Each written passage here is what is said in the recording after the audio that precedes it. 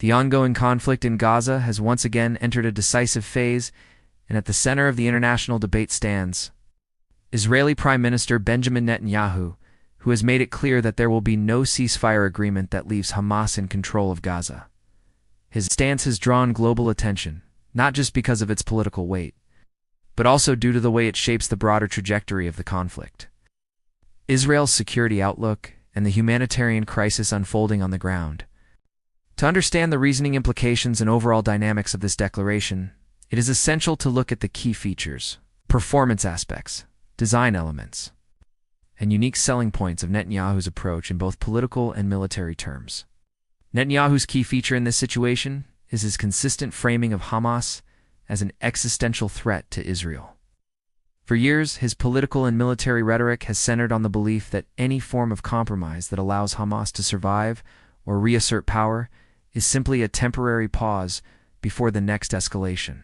He argues that past ceasefires have not brought security, but rather given Hamas time to rearm, rebuild tunnels, and prepare for new offensives.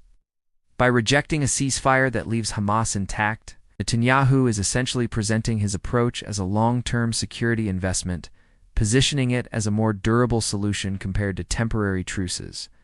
From a layman's perspective, he is saying that you don't put a band-aid on a wound that keeps reopening.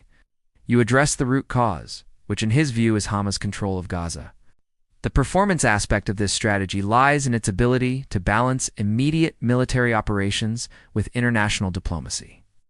On the battlefield, Israel's forces are engaged in extensive campaigns targeting Hamas infrastructure, command centers, and weapon stockpiles. Netanyahu's refusal to stop midway can be seen as a performance-driven commitment.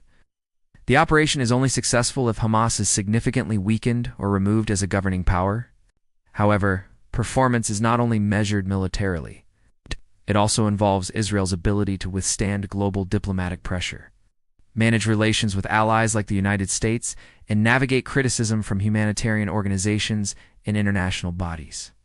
The effectiveness of Netanyahu's stance depends heavily on whether Israel can sustain military gains, while also managing the reputational costs of civilian casualties and humanitarian crises in Gaza. In terms of design elements, Netanyahu's messaging is carefully constructed to resonate both domestically and internationally. Domestically, he designs his narrative around security, strength, and national resilience. He presents himself as the protector of Israeli citizens, ensuring that the trauma of rocket attacks, kidnappings, and terrorism is not repeated by allowing Hamas to regroup. His speeches and public statements are designed to project firmness and clarity, leaving little ambiguity about his red lines.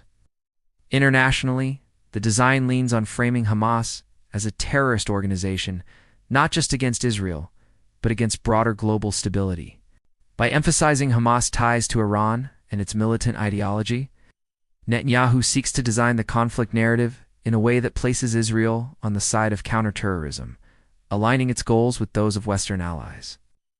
Another important design element is the calculated use of timing and leverage. Netanyahu knows that ceasefire negotiations usually gain traction when international pressure mounts due to worsening humanitarian conditions. By ruling out a ceasefire early, he positions Israel from a place of strength, signaling that concessions will not be made under duress. This preemptive design discourages Hamas from assuming that international sympathy will automatically force Israel into a halt. Instead, Netanyahu sets the terms of engagement. Only a deal that ensures Hamas' diminished role will be considered. When analyzing the unique selling points of Netanyahu's refusal, one can see how he markets this strategy both at home and abroad. For Israeli citizens, the unique selling point is safety and the promise of breaking the cycle of violence. He positions himself as the leader who will not repeat the mistakes of the past by agreeing to short-lived ceasefires that eventually lead to renewed bloodshed. For international partners, the unique selling point is stability in the region. Netanyahu argues that weakening Hamas is not just in Israel's interest but also in the interest of moderating influences in the Middle East, from Arab governments wary of Islamist militancy to Western nations concerned about Iran's growing footprint. His pitch is that removing Hamas's grip on Gaza could open the door for alternative governance, potentially reducing the frequency of wars and the humanitarian disasters that follow. Of course, this approach is not without challenges, and those challenges themselves are important features of the current discourse. On the humanitarian side, critics argue that a refusal to agree to a ceasefire prolongs civilian suffering in Gaza, where access to food, medicine, and safe shelter is already critically low. For many international observers, the performance of Israel's military operations is overshadowed by the mounting civilian toll. This creates a tension between Netanyahu's unique selling point of long-term security and the immediate reality of human suffering. His government's counterargument is that Hamas embeds itself within civilian areas, using people as shields, which makes the humanitarian cost an unavoidable consequence of eliminating the threat. This back and forth reflects the deeply contested nature of the design. Security for one side comes at a humanitarian cost for the other, and each side presents its narrative as the more morally justified. Another key performance challenge lies in Israel's diplomatic positioning.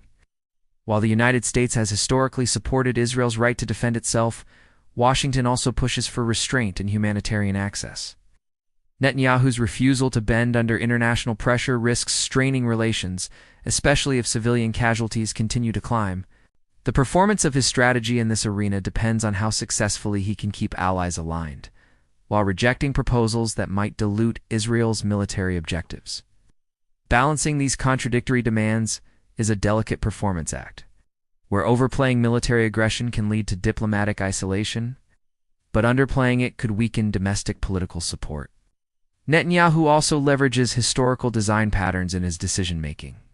For decades, Israeli leaders have faced the dilemma of whether to prioritize immediate calm or long-term security.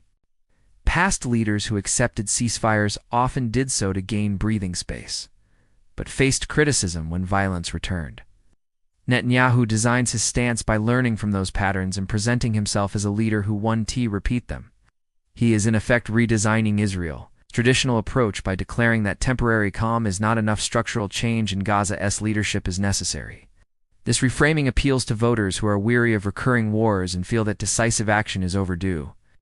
At the same time, his unique selling point is not universally convincing. Detractors argue that completely eliminating Hamas is unrealistic given its deep roots in Gaza and its ideological appeal among certain segments of the population. Even if military operations succeed in dismantling its physical infrastructure, the movement could survive underground or re-emerge in a different form. Critics say Netanyahu's approach lacks a clear plan for what comes after Hamas, raising questions about whether the absence of a post-war vision undermines the long-term effectiveness of the strategy. Without an alternative governance structure ready to take over in Gaza, some warn that a power vacuum could lead to chaos, further instability, or even the rise of more extreme factions. The performance of Netanyahu's approach will also be judged on how he manages Israel's domestic front. Security concerns resonate strongly with the public, but the prolonged conflict comes with social, economic, and psychological costs.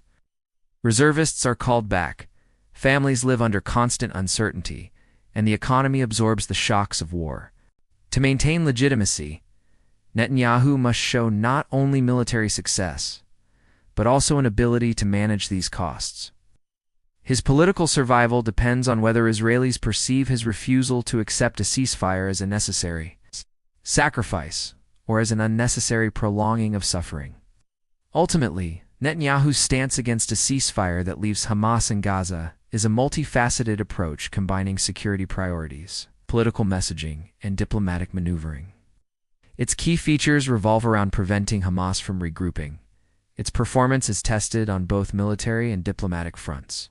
Its design is structured to project strength and clarity, and its unique selling points appeal to both domestic and international audiences by promising stability and security. Yet, this strategy carries inherent risks, from humanitarian fallout to diplomatic strains and questions about long-term governance solutions. It is in this balance between decisiveness and consequence that the future of Gaza, Israel, and the wider Middle East will be shaped.